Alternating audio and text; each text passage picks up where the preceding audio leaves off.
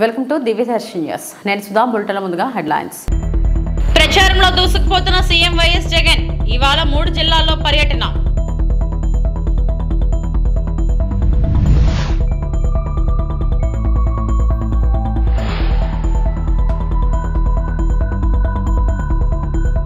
చంద్రబాబు వ్యాఖ్యలపై బీజేపీ ఎందుకు స్పందించదు? కోసాని సూటి ప్రశ్న.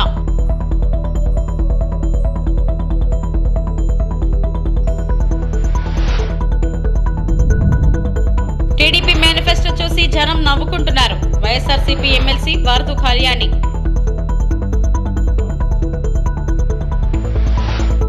58 నెలల పాలనలో తీసుకొచ్చిన సంక్షేమ పథకాలపై వివరణ. చంద్రబాబు హయాంలో తీసుకున్న నిర్ణయాలను పదే పదే ప్రస్తావిస్తూ సాగుతోంది సీఎం జగన్ ఎన్నికల ప్రచారం. చంద్రబాబు ఇచ్చిన హామీల్లో ఒక్కటైనా నెరవేర్చారని ప్రశ్నించిన జగన్ సంక్షేమ పథకాలు కొనసాగాలంటే వైసీపీకి మరోసారి ఓటు వేయాలని కోరుతున్నారు. ఎన్నికల ప్రచారంలో దూసుకుపోతున్న సీఎం వైఎస్ జగన్మోహన్ రెడ్డి ఇవాళ కూడా 3 జిల్లాల్లో ఆయన సుడిగాలి పర్యటనలు చేయనున్నారు. తొలుత విజయనగరం లోక్సభ స్థానం పరిధిలోని బొబ్బిలిలో ఇవాళ తొలి సభ ఉంటుంది.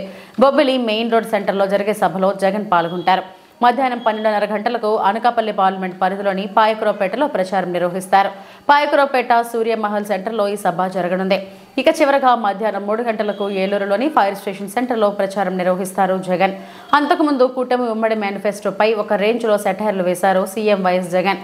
టీడీపీ జనసేన మేనిఫెస్టోను చూసి బీజేపీ కూడా భయపడుతుందన్నారు. అందుకే ఉమ్మడి మేనిఫెస్టోలో ఎక్కడా మోదీ ఫోటో కానీ బీజేపీ గుర్తు కానీ లేదని, కూటమి మేనిఫెస్టో అమలు చేయడం అసాధ్యం అనడానికి ఇదే నిదర్శనమని అన్నారు జగన్. ఇంకా ముందుకు పొమ్మంటారా? ముఖ్యమైన హామీలు. ఇంటింటికి ఒక ఉద్యోగం ఇవ్వలేకపోతే నిరుద్యోగ భృతి, ప్రతి నెల 2,000 రూపాయలు నిరుద్యోగ భృతి అన్నాడు. నేను అడుగుతా ఉన్నా 5 సంవత్సరాలు చంద్రబాబు పాలన అంటే 60 నెలలు ఇంటూ నెలకు 2,000 రూపాయలు అంటే ప్రతి ఇంటికి 1,20,000 రూపాయలు ఎవరికి ఇచ్చాడు అని అడుగుతా ఉన్నాడు మీ బిడ్డ. 2 చేతులు పైకి ఎత్తాలి.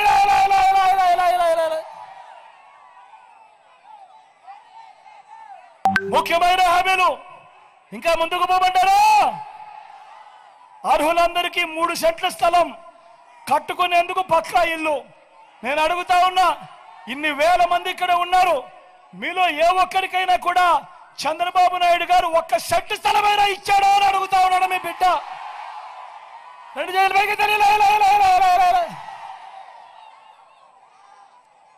10,000 కోట్లతో బీసీ సప్లాన్, చేనేత, పవర్ రూమ్స్ రుణాలు మాఫీ అన్నాడు. అయ్యాయా? ఉమెన్ ప్రొటెక్షన్ ఫోర్స్ ఏర్పాటు చేస్తామన్నాడు. జరిగిందా? సింగపూర్కు మించి అభివృద్ధి చేస్తామన్నాడు. జరిగిందా? ప్రతి నగరంలోనూ హైటెక్ సిటీ నిర్మిస్తామన్నాడు. జరిగిందా? మన పాయకురావుపేటలో కనిపిస్తా ఉందా? నేను మిమ్మల్ని అడుగుతా ఉన్నా, ఇందులో చంద్రబాబు చెప్పినవి 2014లో ఈయన స్వయంగా సంతకం పెట్టి ముఖ్యమైన హామీలంటూ మీ ప్రతి ఇంటికి పంపించిన ఈ పాంఫ్లెట్లో చెప్పినవి, ఇందులో చెప్పినవి ఒక్కటంటే ఒక్కటైనా జరిగిందా అని అడుగుతా ఉన్నాడు మీ బిడ్డ. ఈసారి మాత్రం గట్టిగా 2 చేతులు పైకి లేయాలి. ఈసారి గట్టిగా ఇలా ఇలా ఇలా ఇలా ఇలా ఇలా ఇలా ఇలా ఇలా ఇలా ఇలా ఇలా ఇలా ఇలా ఇలా ఇలా. నేను నేనేమన్నా అడుగుతా ఉన్నా, మరి ఇలాంటి వాళ్ళను నమ్మవచ్చా అని అడుగుతా ఉన్నాడు మీ బిడ్డ. 2 చేతులు పైకి ఎత్తాలి. ఇలా ఇలా ఇలా ఇలా ఇలా ఇలా ఇలా ఇలా. ఈరోజు మళ్ళా ఏమంటా ఉన్నారు? మళ్ళీ ఇదే ముగ్గురు ఏమంటా ఉన్నారు? సూపర్ 6 అంటా ఉన్నారు. నమ్ముతారా అన్నా? సూపర్ 7 అంటా ఉన్నారు. నమ్ముతారా? ఇంటింటికి కేజీ బంగారం ఇస్తారట. నమ్ముతారా? ఇంటింటికి బెంచ్ కారు కొనిస్తారట. నమ్ముతారా?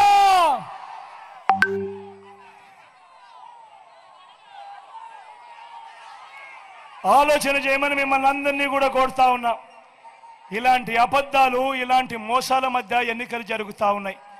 మీ అందరితో కూడా ఒకటే చెప్తా ఉన్నా, వాలంటీర్లు మళ్ళీ ఇంటికే రావాలన్నా, పేదవాడి భవిష్యత్ మారాలన్నా, లంచాలు వివక్ష లేని పాలన జరగాలన్నా, పథకాలన్నీ కొనసాగాలన్నా మన బడులు మన పిల్లలు బాగుపడాలన్నా, మన వ్యవసాయము మన హాస్పిటల్లు మెరుగుపడాలన్నా ఏం చేయాలి?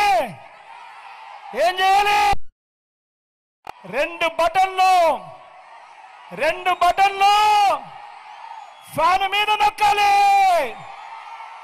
2 బటన్లు ఫ్యాన్ మీద నొక్కాలి. 175కు 175 అసెంబ్లీ స్థానాలు, 25 ఎంపీలకు 25 ఎంపీ స్థానాలు తగ్గేందుకు వీలేదు. సిద్ధమేనా? టీడీపీ అధినేత చంద్రబాబుపై పోసాని కృష్ణమురళి తీవ్ర విమర్శలు చేశారు. జగన్ను చంపేస్తానని చంద్రబాబు బహిరంగంగా ప్రకటించినా బీజేపీ పెద్దలు మేధావులు ఎందుకు స్పందించడం లేదని ప్రశ్నించారు. చంద్రబాబు వ్యాఖ్యలను మోదీ అమిత్ షా వినలేదా? చంద్రబాబు వ్యాఖ్యలను ఒకరైనా ఖండించారని ప్రశ్నించారు. బీజేపీతో పొత్తు పెట్టుకుని చంద్రబాబు దేవుడైపోయారని అన్నారు. జగన్పై దాడి చేయాలని చంద్రబాబు చెప్పారని, అయినా చంద్రబాబుపై కేంద్రం ఎందుకు చర్యలు తీసుకోదన్నారు. అమిత్ షాకి ఫేక్ వీడియోకు ఉన్న విలువ రాష్ట్ర సీఎం ప్రాణాలకు లేదా అని ప్రశ్నించారు పోసాని. సుప్రీంకోర్టు ప్రధాన న్యాయమూర్తి చంద్రబాబు బారి నుంచి జగన్ను కాపాడాలని కోరారు. 2 సీట్ల కోసం అవినీతిపరుడైన చంద్రబాబుతో బీజేపీ చేతులు కలిపిందని పోసాని విమర్శించారు. కేజ్రీవాల్ను జైలులో పెట్టిన బీజేపీ వేల కోట్ల ప్రజాధనం తిన్న సుజనా చౌదరిని ఎందుకు జైలుకు పంపలేదన్నారు. బీజేపీలో ఉంటే వేల కోట్లు తినచ్చా అని ప్రశ్నించారు. చంద్రబాబు నాయుడు గారికి పాతయన్ని మీరు చూశారు కదా, పాతయన్ని మీరు చూశారు. ఎలా ఎంతమంది చంపాడో, ఎంతమంది ఎరాడికేట్ చేస్తాడో. ఇప్పుడు మరి ఎవరు కాపాడతారు? మోడీ వాళ్ళు. ఎప్పుడైతే నరేంద్ర మోడీ గారు పబ్లిక్లో నారా చంద్రబాబు నాయుడు గారిని పెద్ద అవినీతిపరుడు అని మళ్ళీ ఆఫ్టర్ ఆల్ 2 ఎంపీల కోసం మళ్ళీ ఇదే చంద్రబాబు నాయుడిని మేరా దోస్త్ మేరా దోస్త్ అని పాట పాడుకుంటూ ఇద్దరు వాటేసుకుని ఇక్కడ ప్రెస్ మీట్ పెట్టారు. What a shame it is. Modi గారు ఇంకా మా జగన్మోహన్ రెడ్డి గారికి మీరు కాపాడతారా సార్? ఎట్లా కాపాడతారు సార్? మీరు ఓ చంకలో మీరు చంద్రబాబును పెట్టుకొని ఎట్లా సార్? అవినీతి పోవడం మీరే అన్నారు. అదేమంటే సింపుల్గా దేవుడు నిన్ను కాపాడుగాక, దేవుడే కాపాడితే అన్ని మీరు ఎందుకు సార్ ప్రధానమంత్రిగా? అది అమిత్ షా హోమ్ మినిస్టర్ ఎందుకు సార్? అంటే దేవుడు వచ్చి కాపాడతారు తప్ప ఇక చంద్రబాబు చేతుల్లోంచి మీ వల్ల కాదనమాట. మీ వల్ల కాదనే మీరు మాట్లాడలేరనే, మీకు చంద్రబాబు నాయుడు అంటే భయమనే నేను ఒక మహానుభావుడిని నేను వేడుకుంటున్నా, లెటర్ రాయబోతున్నా. ఆ మాటే భారతదేశ సర్వోన్నత న్యాయస్థానంలో అధిపతి, supreme court chief justice Shri Chandrachud గారు. ఆయన మోస్ట్ హానెస్ట్. నేను చూసా చాలాసార్లు. అంతకుముందు కూడా చిన్న వాళ్ళను కూడా ప్రభుత్వాలు జైల్లో పెడితే ఆయన దగ్గర చూసి ఇది తప్పు అని జర్నలిస్టులు కూడా బయటికి తీసుకొచ్చిన మహానుభావుడు. అంత గొప్ప హానెస్ట్ జడ్జి. నాకు ఆ నమ్మకం ఉంది ఆ జడ్జి మీద. వాళ్ళ నాన్నగారు కూడా చాలా గ్రేట్. చాలా సంవత్సరాలు ఆయన కూడా చీఫ్ జస్టిస్ అయ్యాడు. ఇప్పుడు ఈ మహానుభావుడు చంద్రచూడ్ ఒక్కడే ఈ భారతదేశంలో ఎవడు ప్రాణమైనా కాపాడగల సత్తా ఆ మహానుభావుడికే ఉంది.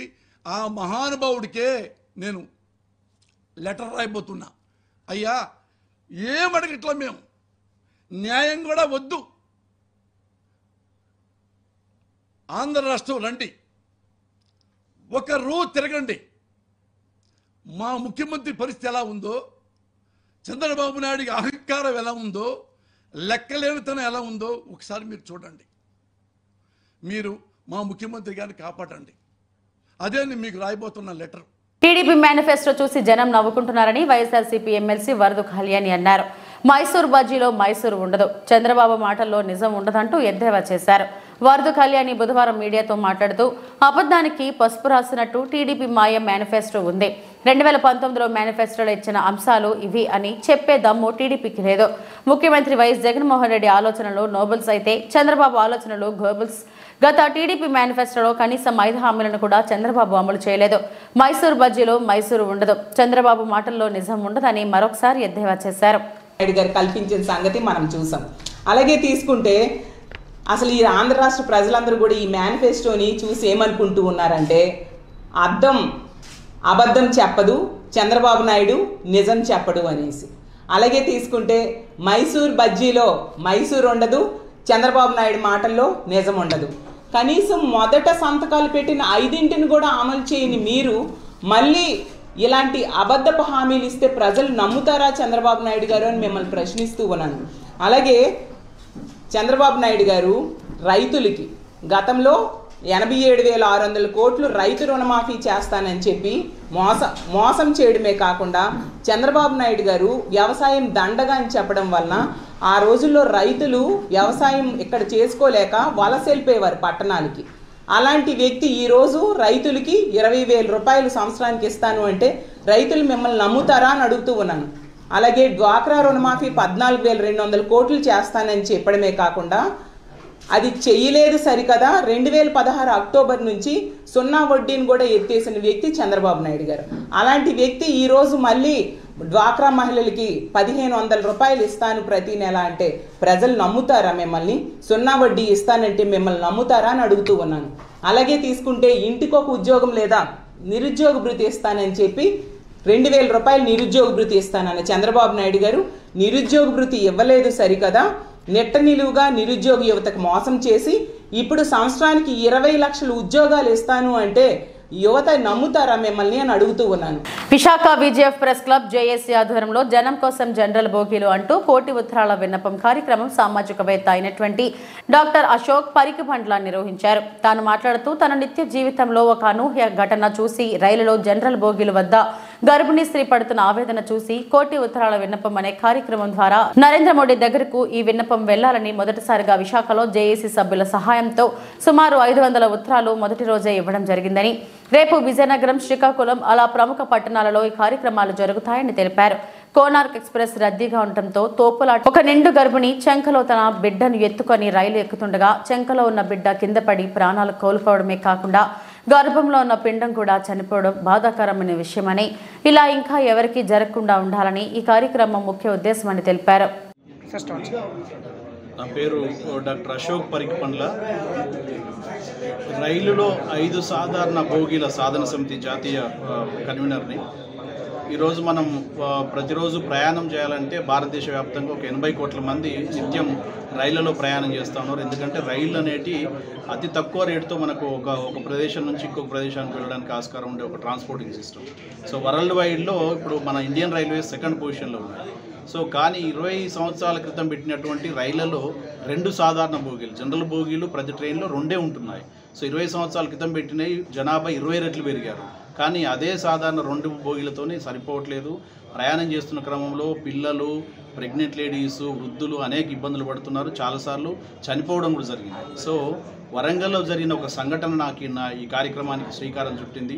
ఒక ప్రెగ్నెంట్ లేడీ రైలు ఎక్కుతూ చిన్న పాపను ఎత్తుకొని కింద పడింది.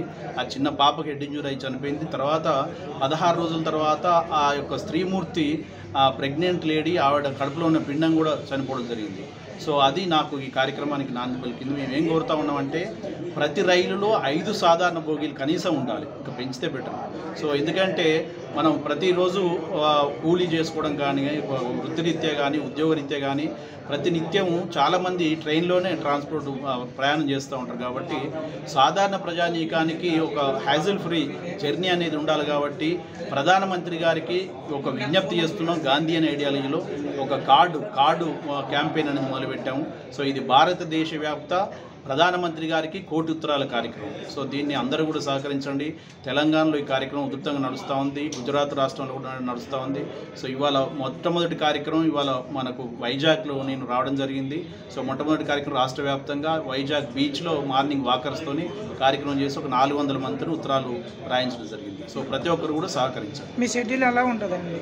ఇవాళ వైజాగ్ జిల్లా అండి, రేపు విజయనగరం జిల్లాకు వెళ్తున్నాను, ఆ తర్వాత శ్రీకాకుళం, ఆ తర్వాత గుంటూరు, విజయవాడ వెళ్తాను. సో ఇది ఫస్ట్ ఫేజ్. కర్నూలు జిల్లా కోస్గి మండలం చరిత్ర రాయాలన్నా, పార్టీలు బలోపేతం చేయాలన్నా అది బీసీలకే సాధ్యమని మంత్రాలయం టీడీపీ అభ్యర్థి రాఘవేందర్ రెడ్డి పేర్కొన్నారు. ఎన్నికల ప్రచారంలో భాగంగా సజ్జలగూడెం, జంపాపురం గ్రామాల్లో టీడీపీ ఎన్నికల ప్రచారం నిర్వహించారు. రాఘవేంద్రారెడ్డికి గ్రామాల్లో బ్రహ్మరథం పడుతున్న ప్రజలు టీడీపీ అభ్యర్థి రాఘవేంద్రారెడ్డి మాట్లాడుతూ రాష్ట్ర ప్రజల ఆకాంక్షలను సహకారం చేసేలా రూపొందించిన మేనిఫెస్టో సూపర్ 6 పథకాలతో ప్రజల భవిష్యత్తు మారుతుందన్నారు. తన తండ్రి మాజీ కేడీసీసీ బ్యాంక్ జిల్లా చైర్మన్ రామరెడ్డి హాస్యం కోసం ఎమ్మెల్యేగా పోటీ చేసి బడుగు బలహీన వర్గాల ప్రజల భవిష్యత్తులను మారుస్తారన్నారు. బీసీలను విభజించి పరిపాలిస్తున్న వైసీపీ పార్టీ బీసీల కంచుకోట మంత్రాలయం ప్రతి ఒక్కరూ సైకిల్ గుర్తుకు ఓటు వేసి అత్యధిక మెజార్టీతో గెలిపించాలని ప్రజలను కోరారు.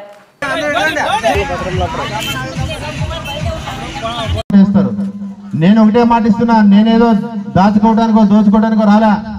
మా నాయన ఆశయాలు ఉన్నాయి. మా నాన్నగారు ఈ నియోజకవర్గంలో బడుగు బలహీన వర్గాలు ఎస్సీ ఎస్టీ మైనారిటీలు ఎక్కువ ఉన్నారు. ఈ నియోజకవర్గంలో మన బడుగు బలహీన వర్గాలు బాగుపడాలంటే ఖచ్చితంగా ఒక బీసీ ఎమ్మెల్యే అవుతేనే తప్ప మన బతుకులు మారవు అని చెప్పుకునే వచ్చేవారు. ఆయన ఆశయాల్ని నెరవేర్చాలనే కోరికతోనే ఈరోజు ఎమ్మెల్యేగా పోటీ చేసి ఖచ్చితంగా ఈ నియోజకవర్గాన్ని మనం వర్గాలని ఐకమత్యం తీసుకురావాలా. ఎవరు భయపడాల్సిన అవసరం లే. ఇన్ని రోజులు భయపడ్డాం, ఇంకా ఎన్ని రోజులు ఈ మోచేతి కింద నీళ్లు తాగదామని చెప్పి తెలియజేసుకుంటున్నాం. మన గ్రామాలన్నీ తుంగభద్ర నది పొడవునే ఉన్నాయి. కనీసం రెండో మూడు ఎస్ఎస్ ట్యాంకులు కట్టి నీటి సమస్య తీర్చలేని పరిస్థితి. తెలుగుదేశం పార్టీ ఖచ్చితంగా అధికారంలోకి వస్తుంది.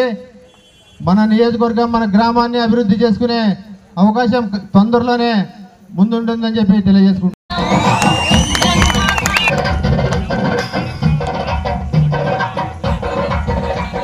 అల్లూరు సీతారామరాజు జిల్లా చింతపల్లి మండలం అన్నవరం సమీపంలో 52 కేసుల గంజాయి లిక్విడ్ ను స్వాధీనం చేసుకుని ఒక వ్యక్తిని అరెస్టు చేసినట్టు చింతపల్లి ఏఎస్పీ ప్రశాంత్ శివకిషోర్ తెలిపారు.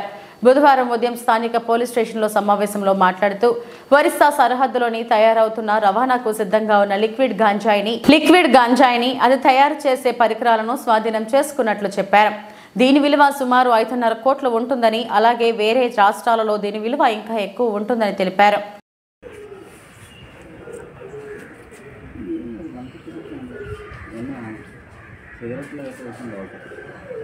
అంటిస్తారట అంతే అంటిస్తారట ఎంట్రన్స్ పాయింట్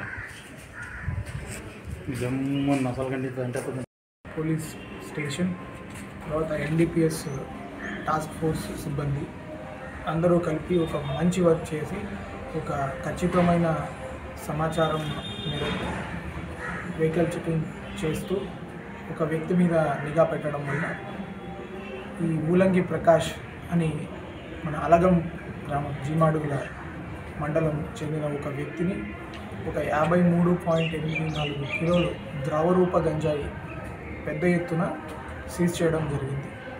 ఆ వ్యక్తిని ఫర్దర్ మళ్ళీ విచారించి ఈ గంజాయి ఎలా తయారు చేశారు ఆ విషయాలన్నీ ఒకసారి కనుక్కొని ఈ గంజాయి తయారీకి సంబంధించిన మెషినరీ మొత్తం స్టవ్స్ కావచ్చు, కుక్కర్స్ కావచ్చు, ఆ ప్రెస్సింగ్ మిషన్స్ కావచ్చు అన్నీ సీజ్ చేయడం జరిగింది. ఈ వ్యక్తి ఇప్పుడు ఆపరేషన్ పరివర్తన కింద మనము గంజాయి అల్లూరు సీతారామరాజు జిల్లాలో మరియు మన స్టేట్లో పెద్ద ఎత్తున ధ్వంసం చేయడం వల్ల తర్వాత చెకింగ్ ఎక్కువ కావడం వల్ల ఈ ఒడిశాలోని ఇసుకబంద మల్కాన్గిరి జిల్లా అక్కడి నుంచి ఉన్న రైతుల దగ్గర కొంతమంది పేర్లు కూడా మనం కేసులో పెట్టడం జరిగింది. వాళ్ళందరూ దగ్గర నుంచి ఈ కర్ణాటక, కేరళ, రాజమండ్రికి సంబంధించిన వ్యక్తుల దగ్గర అడ్వాన్స్ తీసుకొని ఈ గంజాయిని ప్రొక్యూర్ చేసుకొని వాళ్ళకి ఈజీగా ట్రాన్స్పోర్ట్ చేసేటట్లు ఈ ద్రవరూప గంజాయిని తయారు చేసి ఎక్స్పోర్ట్ చేయడానికి రెడీ అవుతున్న క్రమంలో మనం పట్టుకోవడం జరిగింది. తర్వాత ఈ ద్రవరూప గంజాయి విలువ కూడా మనకి మార్కెట్లో ఇక్కడ వరకు చూసుకుంటేనే మనకు ఒక కిలో 10 లక్షల వరకు ఉంటుంది. సో ఈ మొత్తం మనము సీజ్ చేసిన ఒక సుమారు ఒక 53.84 సుమారు ఒక 55.4 కోట్ల వరకు దీని విలువ ఉండే అవకాశం ఉంది. ఇంకా అది బెంగళూరు మార్కెట్, కేరళ మార్కెట్ లాంటి ముందుకెళ్తే దాని విలువ ఇంకా పెరిగే అవకాశం ఉంది. సో ఇది ఈ మంచి ఇన్ఫర్మేషన్ జనరేట్ చేసి మంచి వర్క్ చేసిన చింతపల్లి సర్కిల్ సిఐ గారికి, తర్వాత ఎస్ఐ గారు, అన్నవరం ఎస్ఐ అందరికీ నా అభినందనలు. ఎస్పెషల్లీ స్టాఫ్ కూడా కొన్ని ఇంటీరియర్ ఏరియాలో ఎలక్షన్ ఒత్తిళ్ళు, ఎలక్షన్ టైంలో కూడా ఇట్లాంటి మంచి క్యాచ్ పట్టుకోవడం చాలా. చిత్తూరు జిల్లా పొంగునూరు నియోజకవర్గంలో వైఎస్ఆర్ కాంగ్రెస్ అభ్యర్థి పెద్దిరెడ్డి రామచంద్రారెడ్డి ఎన్నికల ప్రచారం. మున్సిపాలిటీ పరిధిలో కొనసాగుతున్న మంత్రి పెద్దిరెడ్డి రామచంద్రారెడ్డి పర్యటన. ఎమ్మెల్యేగా తనను, ఎంపీగా పెద్దిరెడ్డి మిథున్ రెడ్డిని గెలిపించాలని కోరిన మంత్రి తమ అమూల్యమైన 2 ఓట్లను ఫ్యాన్ గుర్తుకు వేసి సీఎం వైఎస్ జగన్ కు అండగా నిలవాలని పిలుపు. కూటమి మేనిఫెస్టోను కూటమి పార్టీలే నమ్మే పరిస్థితి లేదు. మంత్రి పెద్దిరెడ్డి రామచంద్రారెడ్డి మాట్లాడుతూ కూటమి తెచ్చిన మేనిఫెస్టోను కూటమిలో ఉన్న పార్టీలే నమ్మే పరిస్థితిలో లేదు. చంద్రబాబు నాయుడు హామీలు నిలబెట్టుకోరు అని బీజేపీకి తెలుసు. అందుకే మేనిఫెస్టో ప్రకటన సమయంలో కేవలం చంద్రబాబు, పవన్ కళ్యాణ్ ఫోటోలు మాత్రమే వేసుకున్నారు. బీజేపీ నాయకులు ఆ మేనిఫెస్టోను తీసుకోవడానికి నిరాకరించారు. మేనిఫెస్టో అంటే విలువలేని వ్యక్తి చంద్రబాబు నాయుడు. మేనిఫెస్టోను ఒక పవిత్ర గ్రంథంగా భావించే గొప్ప నాయకుడు వైఎస్ జగన్. ఇప్పుడే వారికి అధికారం వచ్చేసినట్టుగా లోకేష్ రాజధానిని నిర్మిస్తామని అంటున్నారు. వారి ధ్యాస అంతా ఇంకా భూములు దోచుకోవడం పైనే ఉంది. ప్రజలకు సేవ చేయాలి, ప్రజలకు మరింత అండగా నిలవాలన్న ఆలోచన ఇప్పటికీ వారికి లేదు. చంద్రబాబు నాయుడు హామీలను నమ్మే పరిస్థితిలో ప్రజలు లేరు. ఆయన మేనిఫెస్టోపై ఎవరికీ నమ్మకం ఉండదు. సీఎం వైఎస్ జగన్ ఎన్నికల హామీలు అన్ని పూర్తి చేశారు. కరోనాతో రాష్ట్ర దేశ ఆర్థిక పరిస్థితి ఏ స్థాయిలో పడిపోయిందో అందరికీ తెలుసు. ఆయన ఆడిన మాట తప్పకుండా సీఎం వైఎస్ జగన్ పథకాలు అందించారు. రానున్న 5 ఏళ్లలో మరింత గొప్పగా సీఎం వైఎస్ జగన్ పాలన సాగుతుంది అన్నారు. జగన్మోహన్ రెడ్డి గారు 2019లో ఏం చెప్పాడో అవన్నీ కూడా తూచా తప్పకుండా అమలు చేసిన ఘనత జగన్మోహన్ రెడ్డి గారు. అదే 2014లో చంద్రబాబు నాయుడు ఏమైతే చెప్పాడో ఏది కూడా అమలు చేయకుండా 5 సంవత్సరాలు కేవలం రాజధాని చుట్టూ ఉన్న భూముల కోసం ప్రాకులాడాడు తప్ప ఆయన ప్రజలకు ఏమైనా చేయాలని కానీ ఎన్నికల హామీలు నెరవేర్చాలని కానీ ఎప్పుడు కూడా ఆలోచన చేయలేదు. ఇప్పుడు అప్పుడే మొదలు పెట్టారు. యుద్ధ ప్రాతిపదికన మేము మొదలు పెడతాము రాజధాని కట్టడాన్ని అని చెప్పి లోకేష్ బాబు ఇచ్చాడు ఏది ప్రెస్లో. అంటే ఇప్పుడే వాళ్ళు అధికారం వచ్చేస్తా ఉన్నట్లు మళ్ళా రాజధాని చుట్టూ ఉండే భూములకు అంకితం అయిపోవాలన్నారు తప్ప వాళ్ళకు ప్రజలకు సేవ చేయాలనే ఏ కొంచెం కూడా లేదు. అదే జగన్మోహన్ రెడ్డి గారు ఏం చెప్పాడో అవన్నీ కూడా చేశాడు. ఈరోజు జగన్మోహన్ రెడ్డి గారు మేనిఫెస్టోలో పెట్టిన అంశాలన్నీ కూడా తప్పనిసరిగా పూర్తి స్థాయిలో అమలు చేస్తాం. ఎందుకంటే గత 5 సంవత్సరాల్లో 2 సంవత్సరాలు కరోనాతో పోయింది. ఇప్పుడు ఈ 5 సంవత్సరాలు పూర్తి స్థాయిలో అన్నీ కూడా అమలు చేసి ప్రజల మన్ననలు పొంది ముఖ్యమంత్రి గారు ఏ విధంగా అందరికీ కూడా చెప్తా ఉన్నాడో 35 సంవత్సరాలు మన పరిపాలన కొనసాగాలని ఆ విధంగానే కొనసాగుతుంది. ఆయన మాట తప్పకుండా మడమ తిప్పకుండా హామీలన్నీ కూడా నెరవేరుస్తాడనే నమ్మకం మా అందరికీ కూడా ఉంది. రాష్ట్ర ప్రజలకు ఇంకా ఎక్కువగా ఉంది. ఇది ఏదైతే మేనిఫెస్టో రిలీజ్ చేశారో దాంట్లో చాలా అంశాలన్నీ కూడా వైఎస్ఆర్ కాంగ్రెస్ పార్టీ మేనిఫెస్టోలో ఉండేటివే ఉన్నాయి. పేర్లు మార్చి వాటిని అన్నీ కూడా ఇచ్చారు. కాంగ్రెస్ పార్టీ తెలంగాణలో అమలు చేసినవి ఉన్నాయి, కాంగ్రెస్ పార్టీ కర్ణాటకలో అమలు చేసినవి ఉన్నాయి. ఇవన్నీ కూడా ఒక మిక్స్ చేసి కిచడీ మాదిరి తయారు చేసి ఆ మేనిఫెస్టోని రిలీజ్ చేశారు. దానికి వాళ్ళ కూటమి పార్ట్నర్ అయిన బీజేపీ ఆమోదం కూడా లేదు. వాళ్ళు నిర్ద్వందంగా చెప్పారు మా ఫోటోలు వేయద్దండి, మా పార్టీ పేరు రాయొద్దండి అని చెప్పి. కాబట్టి వీళ్ళిద్దరు ఫోటోలు వేసుకొని ఇద్దరే రిలీజ్ చేశారు కూటమి పేరుతో. కానీ కూటమికి సంబంధించింది కాదు, ఇది కేవలం జనసేనకు తెలుగుదేశం పార్టీకి సంబంధించింది. ఈ మేనిఫెస్టో 2014 మేనిఫెస్టోను తలదన్నే విధంగా అన్ని అబద్ధాలు కూడా చూపించి రాశారు. తప్పనిసరిగా దీన్ని ప్రజలు ఏ స్థాయిలో తిరస్కరిస్తారో మీరు ఎన్నికల తర్వాత చూస్తారు. ఎవరు కూడా నమ్మే పరిస్థితులు లేదు. చంద్రబాబు చెప్పే మాటలు కానీ, చంద్రబాబు రాసిన రాతలు కానీ, చంద్రబాబు ఇచ్చిన మేనిఫెస్టో కానీ ఈ రాష్ట్ర ప్రజలు నమ్మే పరిస్థితుల్లో లేరు.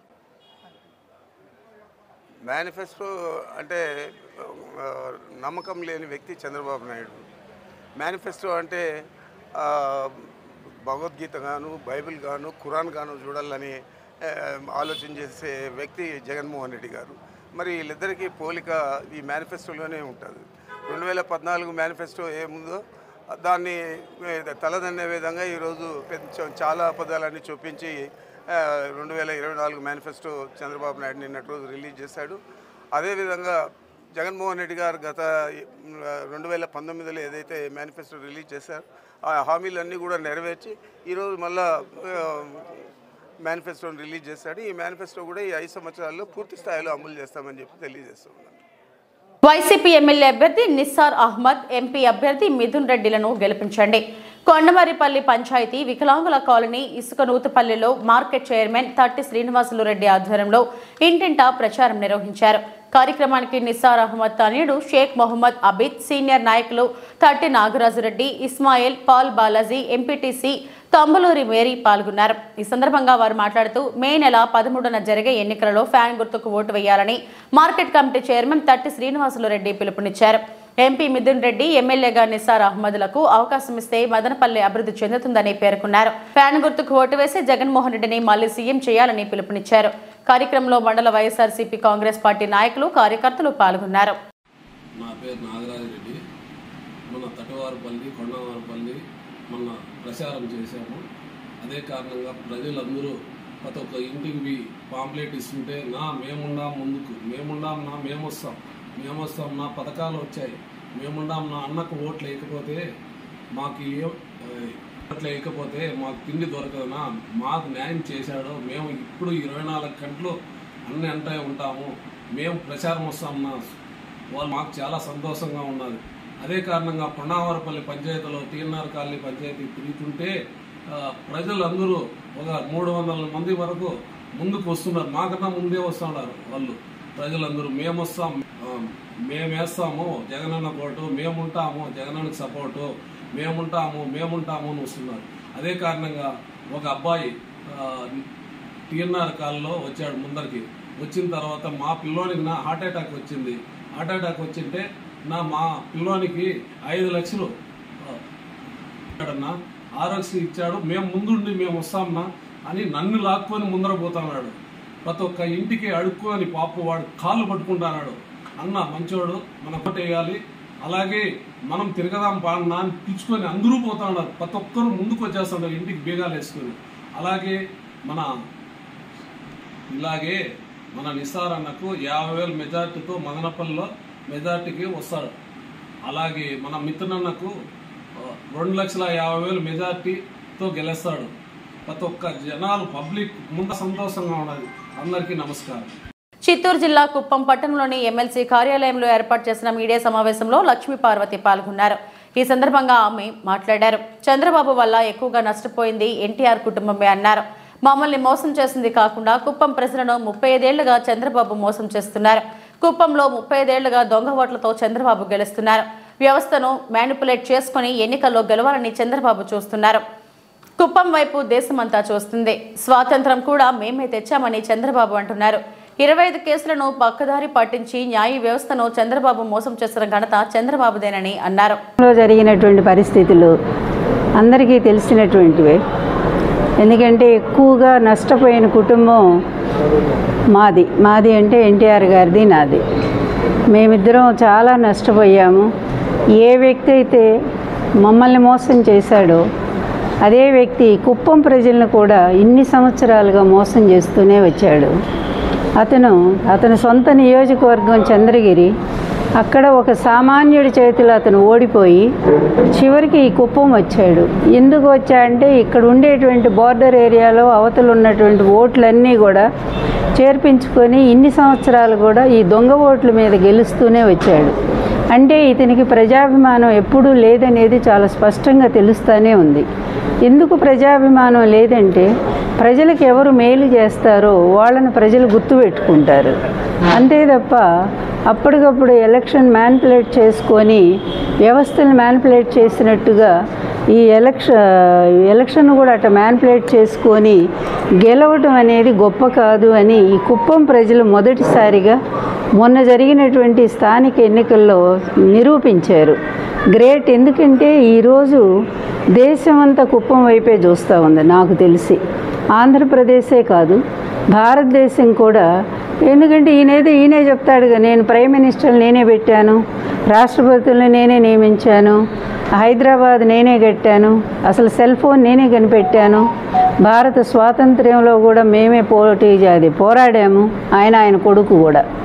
అందువల్ల ఇంత కష్టపడి మేము మరి స్వాతంత్ర్యం కూడా తెచ్చాము.